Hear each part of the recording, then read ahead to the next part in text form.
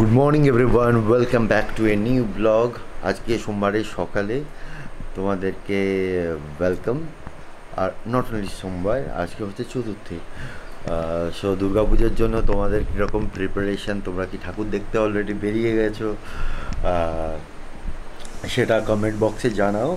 আমরা তো দুদিন খুবই ভালো মানে প্যান্ডেল হপিং করেছি, প্রচুর ঠাকুর দেখেছি। বাট স্টিল মানে প্রচুর পেন্ডিংও রয়েছে, বাট সব কিছু দেখতেও পারবো না, কারণ আজকে আমার এমনিতেই অফিস রয়েছে, আর অফিস করে এসে তারপরে আর কতটা কী করতে পারবো আই ডোন্ট নো। বাট এইটা তোমাদেরকে জানাতে চাই যে খুব ভালো ভালো ঠাকুর হয়েছে, তোমরা যাও দুর্গা ঠাকুর দেখো, প্যান্ডেল হপিং করো, এনজয় করো। আর আজকে ওয়েদারটা একটা অদ্ভুত, মানে সকালবেলায় ঘুম থেকে উঠে এরকম ওয়েদার কোনো দিনও এক্সপেক্ট করিনি। মানে এখন এই লাস্ট কয়েকদিন ধরে আমরা মানে এটা এক্সপেক্টই করতে পারি না যে এই ধরনের ওয়েদার হতে পারে। জাস্ট তোমাদেরকে দেখাচ্ছি যে বাইরের ওয়েদারটা কীরকম। সি, চারিদিকে ফগ, সি,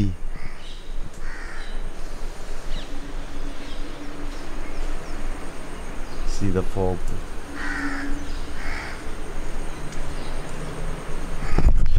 আর এখন কিন্তু অলরেডি বাজে 6টা, বাট এইরকম একটা ওয়েদার। তো যাই হোক, এই ওয়েদারে এখন আমাকে সমস্ত কিছু কন্টিনিউ করতে হবে, রেডি হতে হবে, অফিস যেতে হবে। তো চলো। গুড মর্নিং আমার তরফ থেকে। দেশপ্রিয় তো আগেই তোমাদের গুড মর্নিং জানিয়েছে, তবুও আমি যেহেতু ক্যামেরাটা হাতে নিলাম তো আমি আরও একবার গুড মর্নিং জানিয়ে দিলাম। আর সকালবেলায় আমি উঠে ব্লগ বানাইনি, দেশপ্রিয় জাস্ট বেরোলো সবে সবে। আর আজকে সকাল থেকে উঠে দেশপ্রিয় কিছুটা ব্লগ বানিয়েছে, আর তারপর এখন আমি শুরু করলাম। দেশপ্রিয় বেরোলো, আমাদের ব্রেকফাস্ট হয়ে গেলো। আর আহি আজকে ঘুম থেকে উঠতে পারেনি, আহি এখনও ঘুমিয়ে আছে। মানে দেশপ্রিয় বেরোলো, আহির সাথে ওর দেখাই হলো না, মানে আহি ঘুমিয়ে আছে এখনও পর্যন্ত, কারণ কালকে রাত্রি শুতে অনেকটা রাত্রি হয়ে গেছে। আসলে আমাদের সামনের পুজো প্যান্ডেলে ঠাকুরটা কালকে এলো, তো কালকে প্রায় রাতি 2টোর সময় ঠাকুর এসছে। আর যতক্ষণ না ঠাকুর আসছে ততক্ষণ ধরো আওয়াজ, চিৎকার, চেঁচামেচি, একদম যেহেতু বাড়ির নিচে, তো সবাই আসছে যাচ্ছে, ক্লাবের ছেলেরা সবাই, এবং মানে ওই হট্টগোল একটা হচ্ছে, যা হয় মা দুর্গা আসছে, তো তার আগে একটা মানে একটা ব্যাপার হয় না, তো সেটাই হচ্ছিলো। আর একটুও ঘুম আসছিল না, তো ওর জন্য মানে আইও জেগেছিলো, এত মানে হট্টগোল আওয়াজ পেয়েও জেগেছিলো পুরোটাই। তো ওর জন্য ওর আমাদের ঘুমোতে দেরি হয়ে গেছে। আর যেহেতু আমাদের সকাল সকাল উঠতে হয়, আমি দেশপ্রিয় দুজনেকে উঠতে হলেও আহি তো আর এসব বোঝে না, ও বেচারা পড়ে পড়ে ঘুমাচ্ছে। তো যাই হোক, ও ঘুমোক। আর আমাদের রান্নাবান্না তো হয়েই গেল, আর দেশপ্রিয় বেরোলো। এখন আমাকে বসতে হবে এডিটিংয়ে, কারণ লাস্ট দিনের ব্লগ আমি আপলোড করিনি এখনও। কালকে সারাদিনটা বেশ বিজি ছিলাম, তো লাস্ট ব্লগটা আপলোড করব।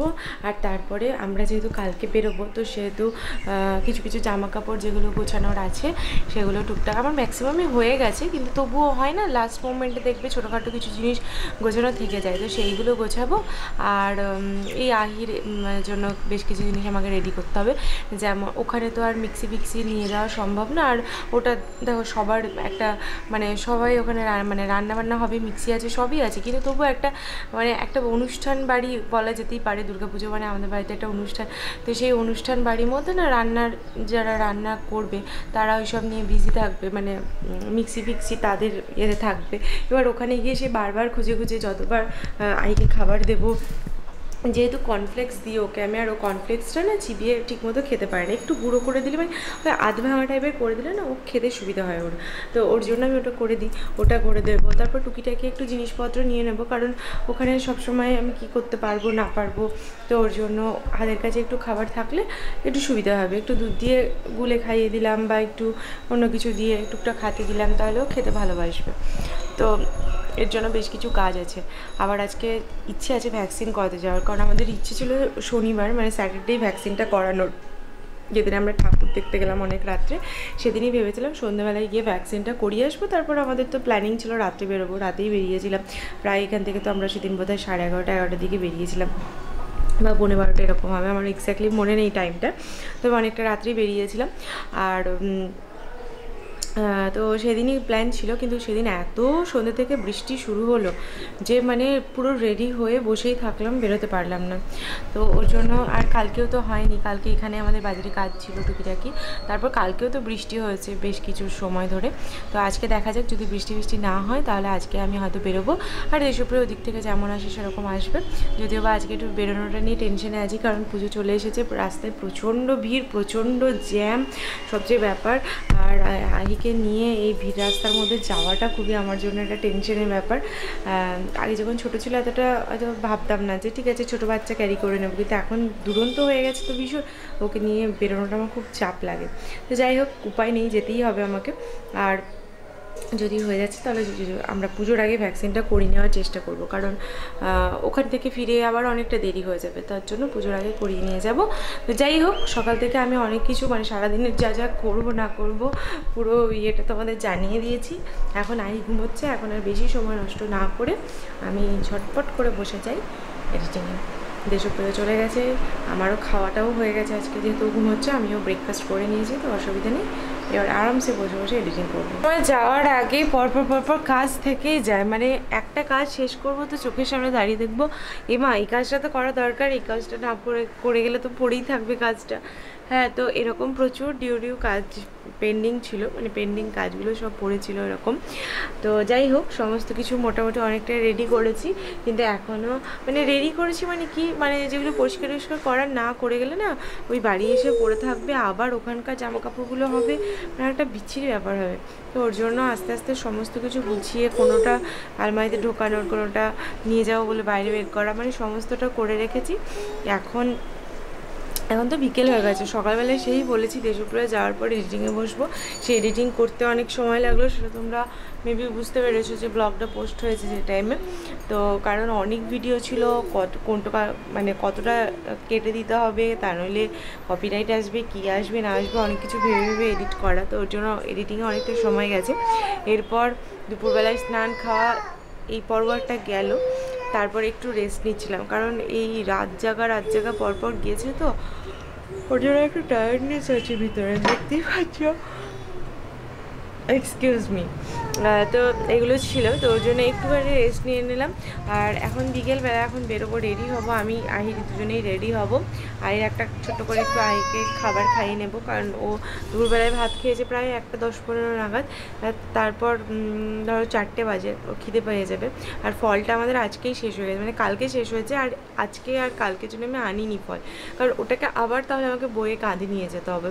তো ওর জন্য আর এই দুটো দিন ওকে ফলটা একটু স্কিপ করে যাব, অন্য কিছু দেবো, আর হচ্ছে তো ওর জন্য একটা কিছু খাওয়াবো, তারপর নিয়ে বেরোবো। আর তোমরা বুঝতে পারবে হয়তো রাস্তাটা দেখে, খুব ঝিরিঝিরি একটা, মানে চোখে দেখা যাচ্ছে না, কিন্তু খুব ঝিরিঝিরি একটা হালকা বৃষ্টি পড়ছে। তো যাই হোক, কিছু করার নেই, আমাকে এই বৃষ্টি এরকম, মানে এই হালকা বৃষ্টি যদি পড়ে তাহলে এই অবস্থাতে আমাকে আইকে নিয়ে যে করেও বেরোতে হবে। কারণ ভ্যাকসিনেশনটা একটা বড় কাজ, এটা হয়ে গেলে একটা মানে নিশ্চিন্ত হওয়া যায়, আমরা পুজোতে গিয়েও আনন্দ করতে পারবো। যেমন প্রথমে টেনশন ছিল ফ্ল্যাটটা নিয়ে, যে রেজিস্ট্রেশনটা হয়ে গেলে বাঁচা যায়, একটা মানে হেডেক মাথা থেকে নেমে যাবে বড়, তো সেরকম ভ্যাকসিনটাও একটা বড় হেডেক আমাদের কাছে, সেটা মাথা থেকে নেমে গেলে অন্তত নিশ্চিন্ত হয়ে পুজোটা কাটাতে পারবো, যে এই মাসে অন্তত আইকে আর ভ্যাকসিনের জন্য আবার নিয়ে যাও, এই ব্যাপারটা থাকবে না। তো যাই হোক, এখন ঝটপট করে রেডি হয়ে আইকে রেডি হয়ে তারপর আবার দেখা হচ্ছে। রেডি আমরা দুজনে, আহি আজও পরেছে নতুন জামা, আহির মিমির দেওয়া জামা এটা।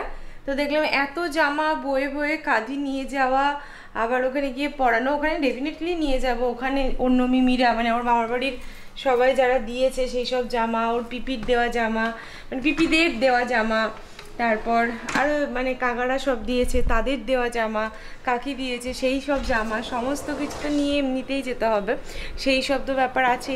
দেখলাম এখানেও 2-4টা পরায়, আগের দিনও নিয়ে গেছিলাম একটা দিদির পরানো জামা পরে, ইয়েলো কালারের একটা জামশুট পরেছিলাম, ওটা দিদির দেওয়া, মানে বিয়া দিদির দেওয়া, আর এটা হচ্ছে পাপায়ের দেওয়া। এখনও প্রচুর জামা, সেগুলো আস্তে আস্তে আমি পরবো ওখানে গিয়ে। তো আজকে আমি ওকে নতুন জামা পরিয়ে দিয়েছি, আর আমি অ্যাজ ইউজুয়াল পুরোনো জামা পরেছি, আমি পরেছিলাম নতুন জামা, কিন্তু পরে দেখলাম এই জামা সব পরে ট্রেনে না যাওয়াটাই ভালো, কারণ আগেই আমার কোলে বসলেও আমি তো আর কারো কোলে বসবো না, তো ওর জন্য আমাকে সিটেই বসতে হবে, তো জামাগুলো নোংরা হয়ে যেতে পারে বা কোনো কারণে নতুন জামার প্রতি একটা মায়া মমতা তো আছে, কোনো কারণে কিছু লেগে টেগে গেলে খুবই বিচ্ছিরি লাগবে আমার। তো ওর জন্য আর আমি পরে যাচ্ছি না, আমি পুরোনো জামায় পরে যাচ্ছি। আর বিশেষ করে গরমে নতুন জামা পরে ট্রেনে আমি যেতেও চাই না, একটু কমফোর্টেবল, কারণ আমাকে আহিকে নিতে হবে, ব্যাগ খাবার অনেক কিছু আমাকে নিতে হবে। ওর জন্য নতুন জামাটা ঝামেলা, মানে নতুন জামা পরেও বা চেঞ্জ করে নিলাম। আহি তুই কি দেখছিস এরকম করে?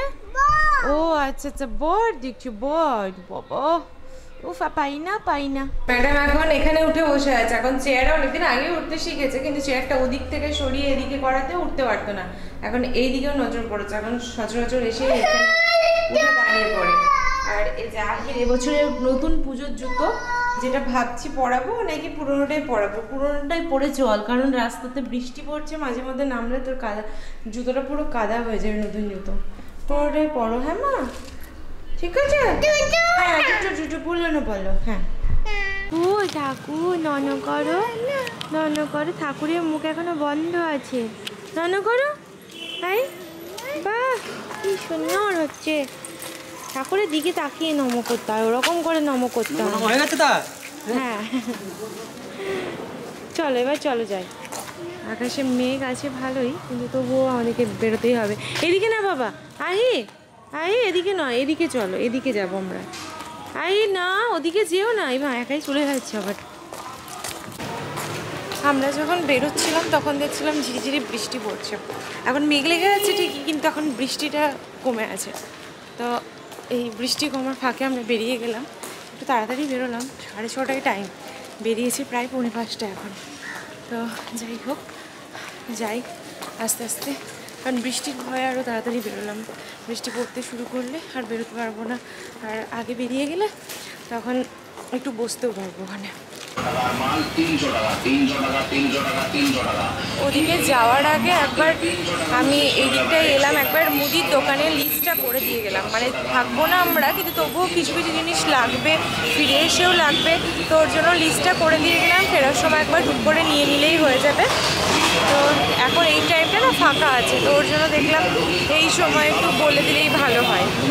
তার অদ্ভুত জ্যাম পেরিয়ে তারপর আমি পৌঁছালাম, আই চলে গেছে বাবার কাছে, আর আমি পিছন হাঁটছি। তবুও পরপর গাড়িগুলো পেয়ে গেছি, অটো পেয়ে গেছি বলে প্রবলেম হয়নি খুব একটা, কিন্তু ট্রেনটা ভীষণ লেট ছিল, ওর জন্য আমার লেট হলো পৌঁছতে একটু। ওর নাম লিখিয়ে দিয়েছে অলরেডি, এখন যাই।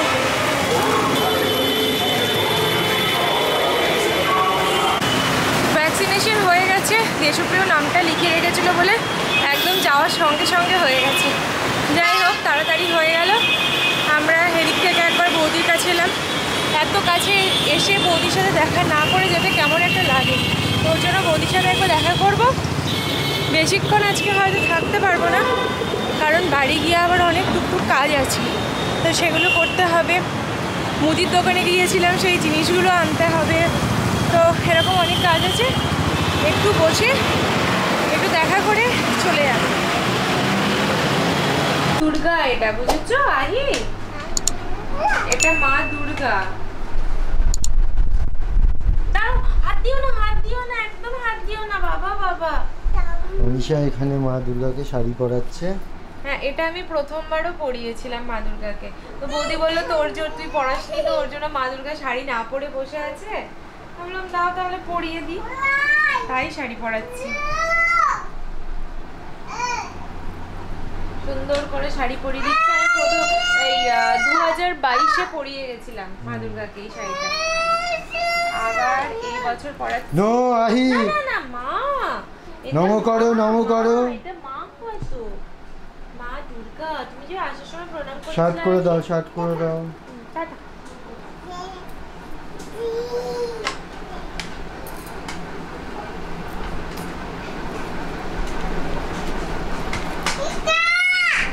আমার পিনাপ টিনাপগুলো করাই ছিল, বৌদি খোলেও নি ওগুলো আবার করে দিলাম। বৌদি আর একটা কি কিছু ছিল গো এর উপরে? ও আচ্ছা, এই দেখো মা দুর্গা শাড়ি পরছে, দেখেছো কি তুমি? সেইটা বলো আগে। মা দুর্গা সুন্দর মা শাড়ি পরে নিল। বললাম এটার সাথে কি তোমার কিছু ওড়না টোড়না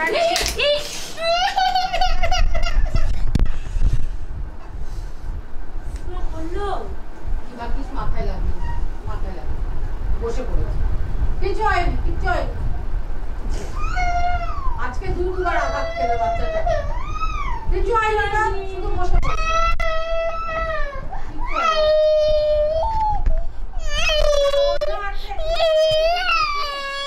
পড়ে গেল ধূপ করে। এই দেখো মা দুর্গা কি সুন্দর শাড়ি পরেছে। সুন্দর শাড়ি পরা হয়ে গেছে মা দুর্গার।